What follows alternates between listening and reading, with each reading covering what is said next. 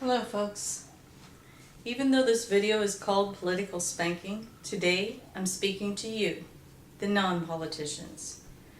Our government has shown an unwillingness to be flexible or to compromise. I guess they forgot about how hard our founding fathers had to compromise to give us the kind of government we have today. I personally am against re-electing people who cannot or will not do their jobs. I'm not a Republican, but I believe that lowering and not raising taxes is what we need to do right now. I'm for a 10% tax all across the board with an additional special 2% tax on all things bought except food for paying down the debt. I believe if we must raise the taxes, then we should. There's much we can do before that. In earlier videos, I said that we should do random drug testing on welfare recipients. I stand by that and applaud Florida and Kentucky for taking the first steps and being the front runners in that regard. I hope they'll follow with prison reform that was talked about in earlier videos as well. Florida and Kentucky are making some smart moves. Now what say you, Texas, Indiana, Georgia, Virginia, California, New York? What say you, the rest of the United States? The YouTube videos are working, folks. Already last night I watched Herman Cain basically outline the same plan I have.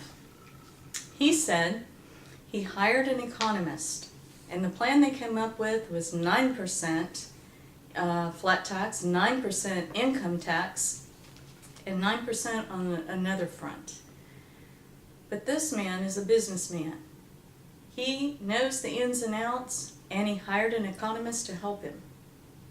These are ideas I've come up with on my own. But with your help, we can tweak these and get them right. I'm hoping you'll call in and give me that help. If Herman Cain didn't see my videos and did this all on his own, well, that's even better. We're doing this with just common sense, and we're right there with the big dogs. All right? We're right there with the big businessmen and the professional politicians, and we're getting it right. I hope the panic selling in the stock market stops. I still have my 401k in there, and I'm not moving it out. What I did do was put it in long-term diversified portfolio. Mine is Fidelity 2050. Whatever will give you a lot of different places to put your money in one, that's where you want to be. In addition, you can buy things that you know we're going to need. Pharmaceuticals for the aging population.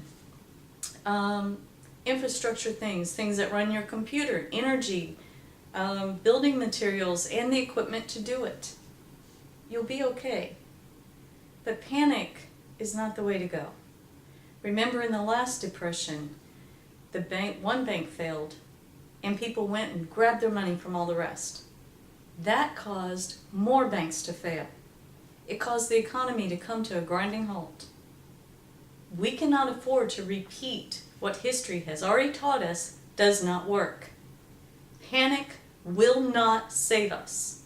What will save us is using plain old common sense, making a plan and sticking to it.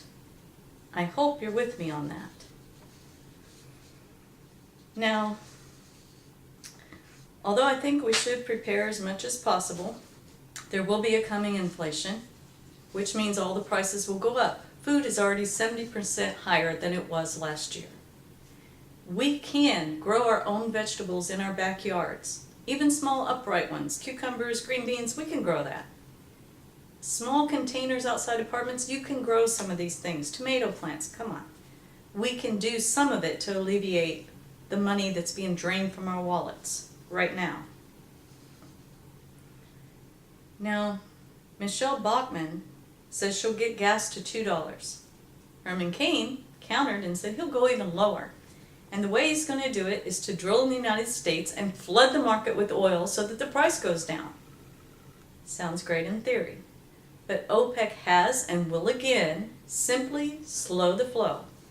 There will not be a flood in the market no matter how much we put out there. So, the only way this is going to work is for us to do it ourselves, just like we did in the last video. We drew names for truck stops. We drew out TA, and that's the one we boycott until diesel and gas is at $2.65 a gallon. Diesel should never be more than gas. It costs less to make it. Come on, you're just sticking it to the drivers of the trucks that bring our goods to us. So, we also pulled a name out for the gas stations to boycott, and that was Valero. Another girl commented on my Facebook and told me, Valero won't work, it's not nationwide. She had a point. Her name is Cassie Dooley. She graduated high school in 2008. Think I'm not listening because she's younger than me? You'd be wrong. Her point was valid, therefore we drew names from the national companies. Shell is the gas station we will be boycotting all across the United States until their marquee says $2.65 a gallon. Now you're not really going to hurt them because here's what's going to happen. You are going to boycott until they put the price at $2.65. At that time you're going to flood their little gas stations and nobody else's. Therefore the money they missed out on, they're getting it. Now everybody else is taking a little hit. And once they realize they have to drop their price to be competitive, you can choose any gas station you want, any truck stop you want. But you have to be careful and not be tempted to give up at $3 a gallon or $2.90, because if you're willing to pay that, they'll charge that. Stick to your guns, be patient. $2.65 is the goal, and when the price per barrel gets lower, we'll lower our price too. Now, if you have more tips for me, please go to my Facebook page. It's under Catherine Lane, first name spelled funny. It's Kathy with E-R-N. K-A-T-H-Y-E-R-N. Last name, Lane, L-A-N-E. You can also buy winter things at the beginning of spring and summer things at the beginning of winter to see the most savings. And use some of the savings to help pay down the debt. If you'll go to Treasury Direct online, you'll see 2 ways we ourselves can help pay down the public debt. That's Treasury Direct. Congress thinks that the only way to pay the debt is to raise taxes. They must have forgotten how the tax system came about in the first place. When the war was going strong, Congress asked us to simply give for the war effort. They didn't send the IRS to threaten to take our homes if we didn't chip in. They didn't send the IRS to garnish our wages if we didn't chip in. Everybody chipped in because it was in our best interest to do so, as it is now. If we don't get this debt paid down, not only will Standard & Poor's downgrade us, but Fitch and Moody will as well. You've seen the market drops on Friday, Monday, Wednesday, and you've seen them fall even further this week. Yesterday was the day that the 50-day moving average crossed the 200-day moving average in a downward trend. This is an indicator, folks, that tells more people to sell, sell, sell. I hope you won't do that. Ignore the indicator, use common sense. That market works on fear and panic. Don't you be a sucker. People say we've been here before, and they'd be right. But the fact that they're telling us we'll get out of it, they'd be wrong. It used to be if one country got into trouble financially, the other countries would simply buy more of our product. And it all worked out. When they get into trouble, we buy more of their product, and it all works out. Problem is now, folks, everybody's in the same boat. We can't help each other that way. We're going to have to dig our heels in and fend for ourselves. And these political spanking videos give you lots of ways to do that. Now, I'm not a Democrat either, but I do believe Social Security should not be cut. Now, let me be clear. Welfare is an entitlement. Social Security is your savings that our government stole. You paid that money in. That was your savings account. You shouldn't have to wait longer to get your money. You shouldn't have to be told you may not get your money. That's embezzlement. That's our money. Pay up.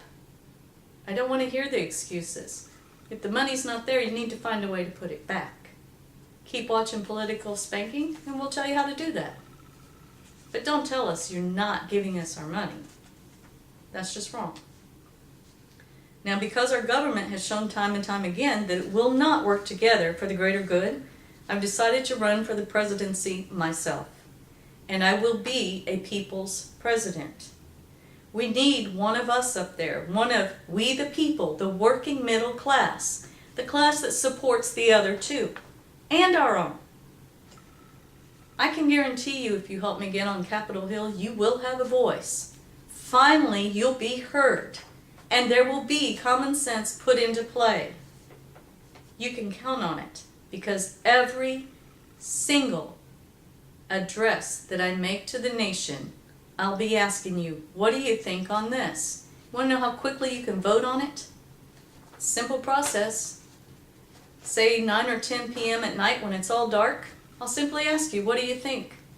A yes vote, you leave all your lights on. A no vote, you turn them off for 2 full minutes so it's caught and everybody can see. There will be no flipping around of the polls and the surveys and all the junk. There'll be no opinions of the media. This will be your vote, done with your lights. Simple and effective. Now please review the other political spanking videos and comment on my Facebook page. Again, that's Catherine Lane, Kathyrn, last name Lane, Lane. Now I would have loved to run as an independent, but with the current laws in place, an independent has no chance of making the White House. I'll tell you why. You cannot, as an independent, solicit people to sign your petition to get on the ballot until after the primaries. The reason they told me was because those primaries have nothing to do with independence. That's to see who's going to be the leading Democrat and the leading Republican.